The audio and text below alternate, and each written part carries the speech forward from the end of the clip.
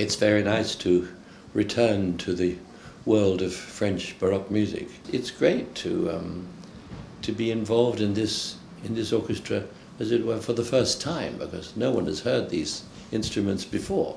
We heard a few of them, half of them, 2 years ago in London, the Royal College of Music, and now the whole band is here, and it's an amazing sound. So it's a great privilege to be involved in this.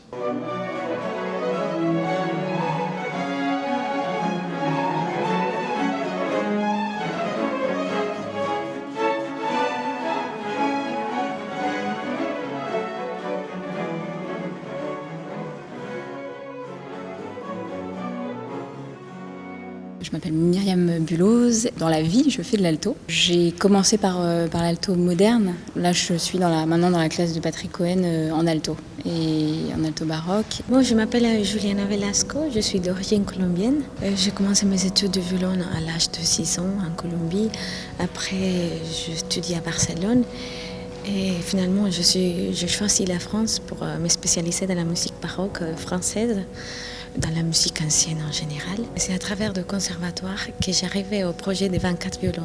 Rémi Petit, j'ai 24 ans. En fait, je suis violoncelliste de base. Donc, j'ai commencé par le violoncelle moderne à Orléans, où j'ai eu mon prix de violoncelle moderne. Ensuite, je me suis tourné vers le violoncelle baroque. Ça m'intéressait déjà vers la fin de mes études de violoncelle moderne. Je m'appelle Patrick Oliva, j'ai 28 ans. Je suis violoniste à la base. J'ai étudié au Conservatoire de Genève en violon moderne, puis après en violon baroque, et au CNSM de Paris en violon baroque, où je viens de terminer mes études de master.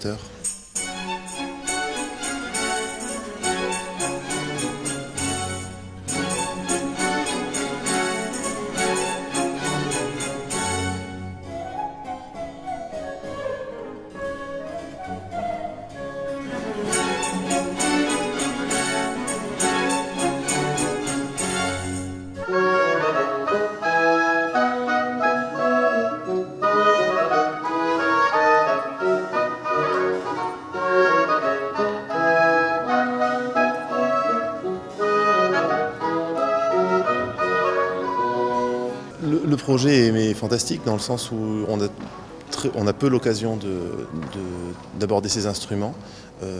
Moi je joue de la quinte, c'est vrai que c'est un instrument que je ne connaissais pas, que je pense peu de gens connaissent.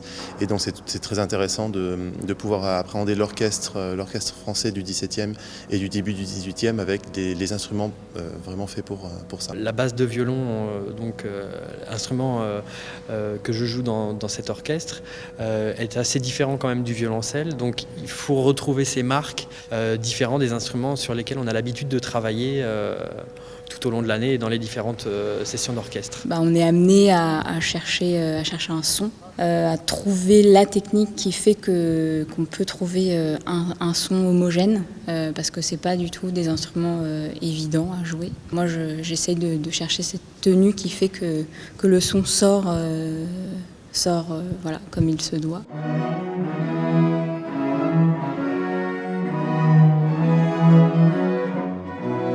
C'est peut-être la précision d'archet, car on a des archets très différents, très courts.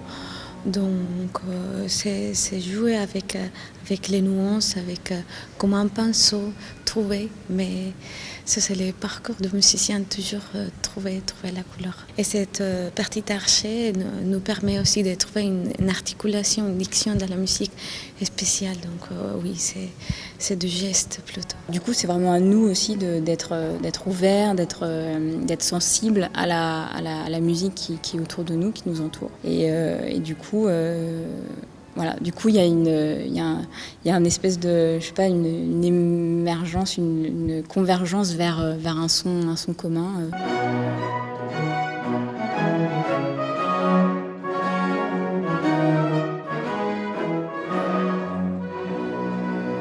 That must be very difficult, I think, for them to play, but they all do it fine. You know, they adapt to it. It's very, very good.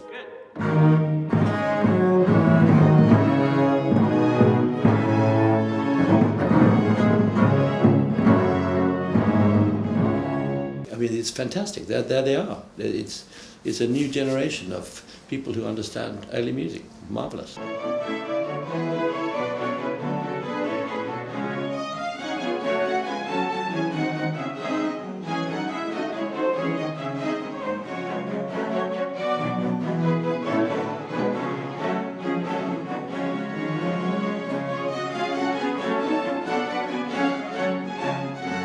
ce qui nous ouvre à cette chance extraordinaire de participer donc à ce projet des 24 violons, de découvrir cette musique française sous Louis XIV.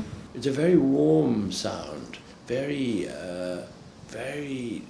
unusual. I mean, I've never heard anything like it before, you know, because it's unique. I think when you hear this orchestra, you suddenly hear the world of Louis XIII and Louis XIV in the 17th century, and indeed up into the 18th century. It's a different world. It's a fascinating world, and you suddenly hear Versailles.